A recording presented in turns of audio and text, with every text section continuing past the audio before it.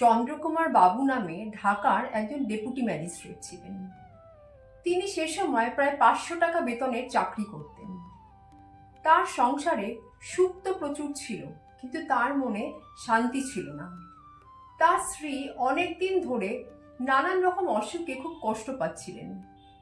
চন্দ্রকুমার বাবু তার স্ত্রীকে সুস্থ করার অনেক চেষ্টা করেন, কিন্তু কোনোভাবেই তিনি তার স্ত্রীকে সুস্থ করতে পারছিলেন না।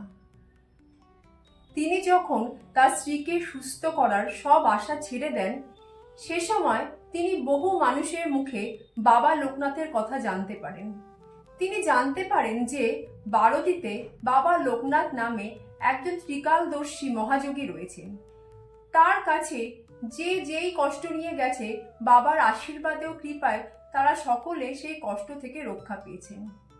এছাড়া বহু মানুষ দুরারোগ্য ব্যাধি নিয়ে বাবার কাছে গেছেন, তারাও বাবার আশীর্বাদে ও কৃপায় তাদের এই অসুখ থেকে রক্ষা পেয়েছেন ও নতুন জীবন লাভ করেছেন। তাই চন্দ্রকুমার বাবু একদিন তার স্ত্রীকে নিয়ে বাবার আশ্রমে উপস্থিত হন। সেদিন তারা প্রথম বাবার আশ্রমে গিয়েছিলেন।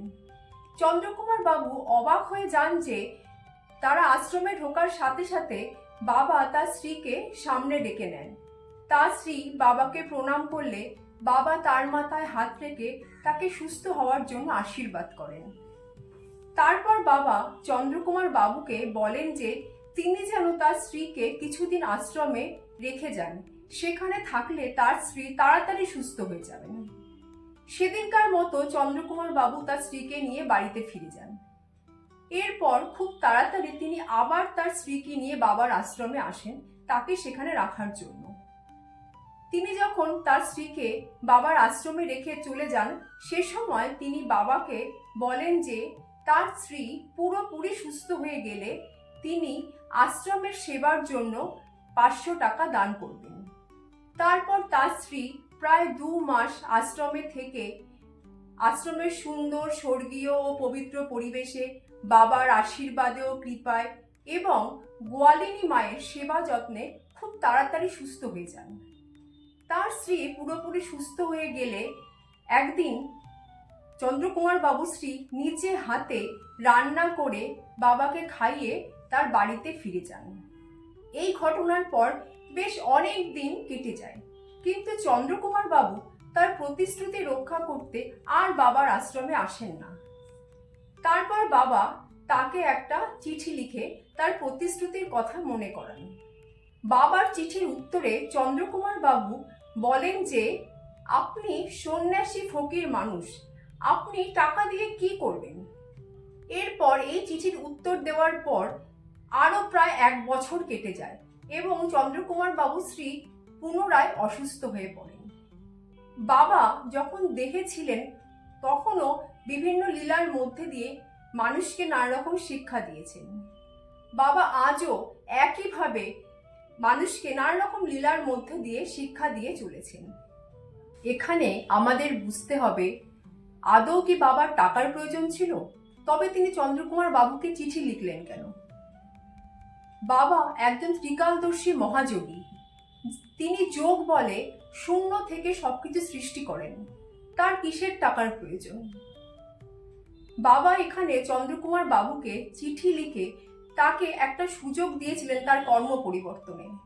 বাবা তো অন্তর্যামী, বাবা আগে থেকেই জানতেন যে চন্দ্রকুমার বাবু বাবার সাথে এই আচরণ করবেন ও তার স্ত্রী আবার অসুস্থ হয়ে পড়বেন।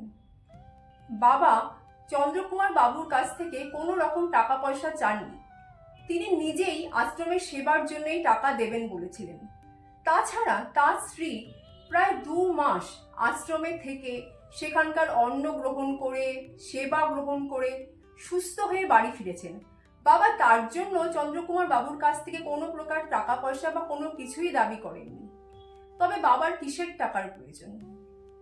চন্দ্রকুমার বাবু যার কাছ থেকে এত উপকার পেলেন, যার কৃপায় ও আশীর্বাদে তার স্ত্রী পুরোপুরি সুস্থ হয়ে গেলেন, তিনি তার সাথেই প্রতারণা করলেন। যদি চন্দ্রকুমার বাবু একজন ঈশ্বরের সাথে এরকম আচরণ করতে পারেন, তবে তিনি সাধারণ মানুষের সাথে কি আচরণ করবেন?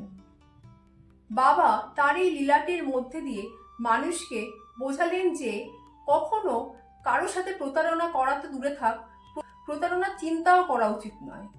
কেউ যদি কারো ক্ষতির চিন্তা করে বা কারোর সাথে প্রতারণা করার চিন্তা করে, তবে সেই ক্ষতি বিভিন্ন সময় বিভিন্নভাবে তার সাথেই হতে থাকবে। সমাজটা প্রতারকে ভরে যাবে, সমাজ ব্যবস্থা অধঃপতনে যাবে।